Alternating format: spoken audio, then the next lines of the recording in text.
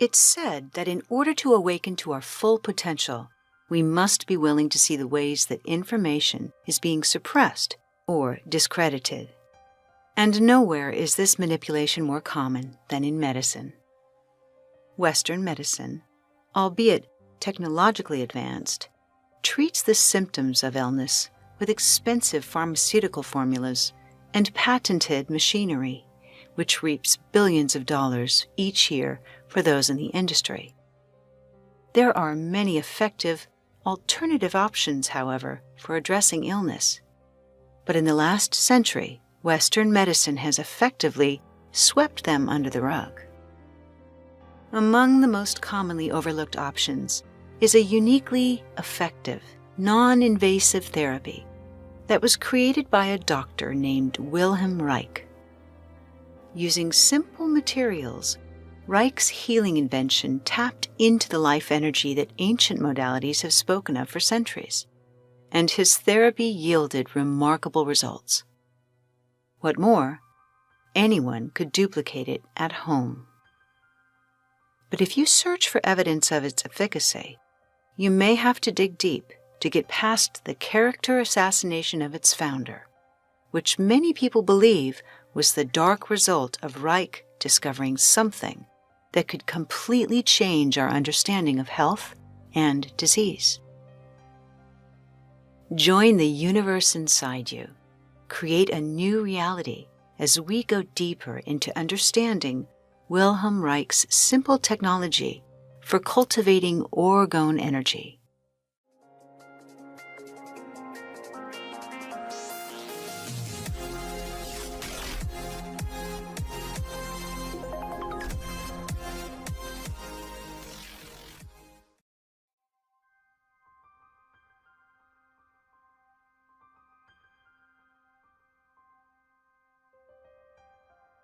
If you research the name Wilhelm Reich, you'll find more accusation of fraud than appreciation. While there's no question that he pushed against the grain with his controversial ideas, early on, Reich earned great respect as he paved his way through the field of mental and physical health. Wilhelm Reich was born in 1897 in Austria and became a very well-educated, prominent psychoanalyst in Vienna. He traveled to numerous countries for his life work and wrote several influential books.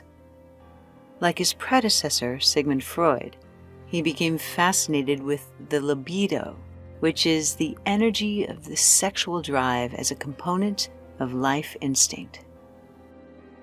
When he was 30, Reich witnessed a violent revolt in Vienna that left many innocent people dead. It became a game-changer for him, as he expressed disgust with what he called the social noxiousness of views and institutions. He observed that psychic illness was linked to the irrationalism of social and political mores, adding that love, work, and knowledge should govern our lives, not dogmas.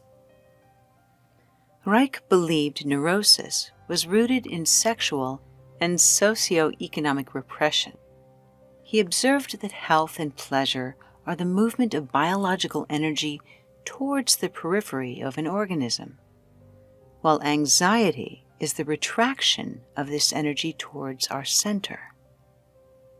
He sought to treat neurosis by reversing the flow of energy outward, including by means of healthy sexual release. Because he promoted the availability of contraceptives, and when necessary, divorce, he was later credited with originating the sexual revolution of that era, the title of a book he published in 1936. In order to escape persecution by the Nazis, Reich immigrated to the U.S. in 1939 with hopes of fulfilling his own American dream. Sadly, this notable immigrant experienced an American nightmare. Though his work had always been held in high esteem, he was sadistically, professionally destroyed, just as he attempted to share new healing methods with the world. What happened? Could he have really just cracked? Or might his ideas have presented a threat to the existing medical industry? Dissatisfied with the headiness and what he called contrived foothold of scientific theories, Reich chose to focus on the biophysical aspects of psychological conditions. Through his research, he discovered that people with unresolved negative emotions would hold more rigidity in their muscles, blocking the natural flow of energy through the body. He referred to this tension as muscular armor, and noted that firm pressure of his thumb or deep massage into a rigid muscle would elicit a strong emotional response, accompanied by physical pain, that then appeared to stimulate the memory which initially created the tension. The more repressed the mind, the more stuck the body. As energy was released, ease and even pleasure were restored to the patient, along with an involuntary pelvic thrusting reflex that he called the orgasm reflex, which was attributed to many responses beyond an actual orgasm. The second thing Reich discovered came from observing a dying plant in water under a microscope. As the life force faded, he witnessed luminescent blue bubbles departing from the plant, and then, as if by magic, coming together again separately to form a new protozoa, a new living organism. He called this glow biome, and concluded that if energy is not lost, but simply transformed at death, it must exist everywhere, always. He was able to see and measure biome energy, which is the luminescence in this photograph taken on the moon. Though it's been dismissed as a trick of light, the glow of life energy is unmistakable. To put it simply, Wilhelm Reich rediscovered what shamans and ancient healing modalities have known for centuries.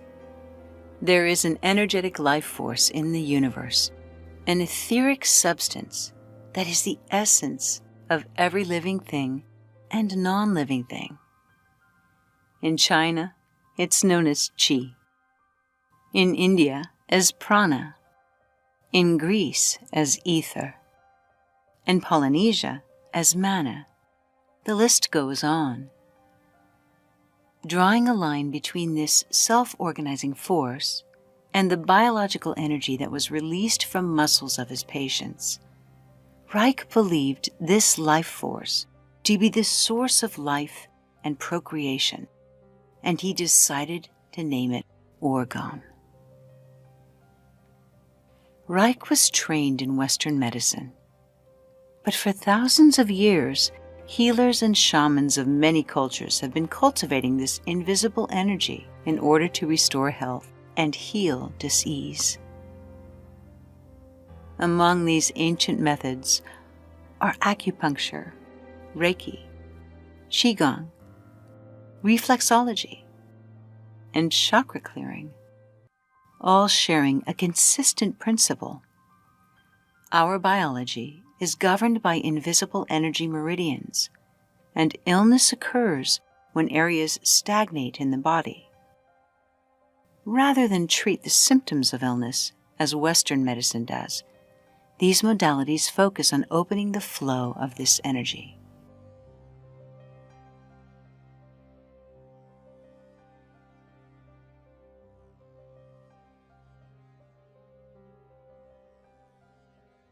Reich was able to detect and measure the existence of orgone with a simple device, as described in his book, The Cancer Biopathy. This device was an induction coil in a series of metal plates with a light bulb in between them. Whenever an orgone field approached the meter, the light would actually turn on. For anyone seeking something like this today, an experimental life energy meter is not unlike a battery reader and can measure the energy in people, animals, plants, even food. As Reich studied orgone, he noted that there is positive orgone energy, POE, which was organized, structured, and life-giving, and deadly orgone energy, DOE, which was anti-biological, stagnant energy that would lead to decay and entropy. He said the accumulation of DOE combined with lack of POE is what created disease, seeing how negative energy disrupts the flow of life through the body. Reich devised an invention that would direct the flow of life orgone into a patient. He called it the orgone accumulator.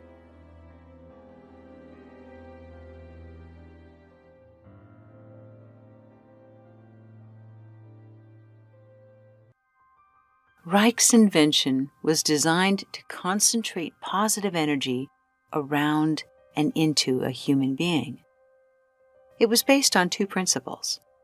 Organic material, such as wool and fiberglass, attract and hold orgone energy. And inorganic material, such as metal, attracts and then immediately repels energy in all directions. The orgone accumulator was a box-like enclosure lined on the inside with metal, and then alternately lined with an organic material, repeating for any number of layers. The more layers, the higher the concentration of energy inside the box. Energy by the organic layers was directed inward by the metal ones. Any energy reflected outward by the metal ones was reabsorbed by the organic material and redirected into the box, causing orgone to accumulate inside. Patients would simply sit there, allowing energy to restore their health. As Hippocrates pointed out, natural forces within us are the true healers of disease. For the same reason a paper cut or bruise heals itself, the orgone accumulator simply accelerates this process. Naturally, sitting in a box as means of healing sounds a little hokey, but the difference in the energy field created by the device can be verified two ways: by comparing the temperature or the electroscopic discharge rate inside the box versus outside of it. Reich started with plants, noting that they grew much faster. Then he introduced patients who would sit inside for 20 to 30 minutes, while ambient orgone energy was assimilated through the skin and lungs. Reich observed under a microscope that red blood cells would begin to emit a blue glow at their fringe. The result was remarkable. Patients reported a warmth, relaxation, and sometimes a prickliness.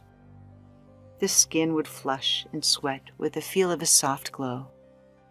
Reich noted that a multitude of illnesses healed more quickly or were even healed entirely as a result of time spent in the accumulator. These conditions included digestive issues, injuries, bug stings, burns, muscle or joint aches, impotence, and even more challenging conditions like cancer. Another benefit Reich noted was the change of attitude. His patients expressed more joy, happiness, and positivity following a treatment. The accumulator appeared to release stuck negative emotions and to replace them with positive ones. He did find one danger, however: using an orgone accumulator near sources of DOR, such as nuclear power plants, radio towers, or the like, has the potential of harming anyone receiving treatment inside of it. So geographical location is an important factor to consider. But over his years of research, hundreds of people were treated for illnesses with his orgone accumulator. Overall improvement in their emotional well-being and body function was astonishingly consistent. Sadly, Reich's celebration was short-lived. In the 50s, he was first singled out by the U.S. government for being a communist. Though it was eventually determined in 1957 he was not guilty of subversive activity. Just before he was about to go public with his research and new product, however, the FDA suddenly stepped in, seizing all of his product and convicting him of fraud. Wilhelm Reich was thrown in prison, and the FDA not only confiscated his equipment, they completely destroyed it. Just days before he was up for parole from prison, Reich died of heart failure. But there was suspicion that his death may have been foul play. Though it was published Reich was a fraud, those who knew him argue otherwise.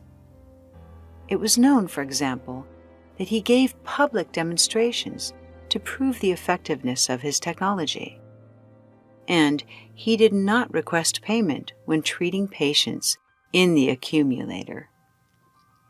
Many believed he was maligned not because his technology was phony, but because it was incredibly effective, and it opened doors to health that threatened the existing medical industry. Fast forward to 1986. Scientists at the University of Marburg in Germany conducted a blind study to test the credibility of the orgone accumulator, and they concluded the orgone energy accumulator device conceived by Reich may have a significant effect on the human organism. Reich had left instructions that his unpublished papers be stored and sealed away for 50 years after his death. In 2007, they were unsealed, and in 2015, Harvard University Press published that the dominant narrative of Reich as a pseudoscientist is incorrect, that his true story is much more complex and interesting. Reich's concept of life energy evolved when Russian scientist Nikolai Kozyrev proved that unseen energies are all around us. And his work led to torsion field science and quantum physics. Since then, thousands of PhD-level researchers spanning multiple generations have continued Kozyrev and Reich's pioneering work, slowly forcing mainstream Western science to finally officially recognize the concept of a universal unseen energy medium. They call dark matter vacuum flux or zero-point energy, depending on who you ask. These are all essentially describing what Reich called orgone. In recent years, the layering concept for orgone was reinvented in small resin objects which would contain both materials, organic and inorganic. It was also discovered that if you add a crystal into the resin of these devices, the stability of the quartz transmutes the negative charge into a positive one. Also, the resin shrinks during the curing process, permanently squeezing the quartz crystal inside, which creates a piezoelectric effect, and this electrically polarizes the quartz, making the orgonite even more effective. It becomes a self-driven, continuously operating, highly efficient negative to positive energy transmutation factory. When orgonite is within range of any source of negative energy, emotional, physical, or chemical, it's said it will efficiently and continuously transform it into positive energy, and the harmful energy is defenseless against the effect. Now, a growing number of people are using it to combat the electromagnetic frequencies being emitted 24/7 from cell towers, cell phones, Wi-Fi, and smart grids, just to name a few. The exponential increase of EMFs are said to blanket our landscape like electromagnetic smog. This change in the biological frequency of the Earth over the last 20 years is said to affect us all on a cellular level, though we may not be aware of the additional stress until we're far away from it and surrounded only by Mother Earth and orgone. There's even an internet-led movement called the Orgonite Gifting Movement, where people bury Orgonite devices near cell phone towers to mitigate harmful effects. Orgonite devices are most frequently used for the effects of electronic pollution, stress, depression, headache, insomnia, and brain fog. Like the accumulator, they are said to turn negative energy into positive energy, to purify the atmosphere, to detoxify water, to help plants grow better, repel pests, to disarm and repel predators, and to inspire a pleasant demeanor and a balanced, happier mood, to remedy insomnia and nightmares, and best of all, to awaken your innate psychic senses. We can't tell you for sure whether or not orgone therapy or orgonite are effective. Because energy medicine is not clearly measurable, most doctors dismiss it as hogwash. But it's clear, as long as you're away from negative energy sources, there is certainly no harm done in trying them out. Skeptics may say these stories are just the result of the placebo effect. Others may see orgone as the thread of connection with the divine. It is curious that a healing technology would be so maliciously discredited, which at its best is miraculous, and at its worst, completely harmless. Maybe Wilhelm Reich was crazy. Or maybe this highly educated doctor simply posed a threat to the institutions he detested in Western medicine. In the end, this is what he said. Whatever you have done to me or will do to me in the future, whether you glorify me as a genius or put me in a mental institution, whether you adore me as your savior or hang me as a spy, sooner or later, necessity will force you to comprehend that I have discovered the laws of the living. I have disclosed to you the infinitely vast field of the living in you, of your cosmic nature. That is my great reward. Thank you for watching. Please hit like if you enjoyed this video. We hope you'll subscribe, and if you'd like to be notified of future releases, just hit the bell button.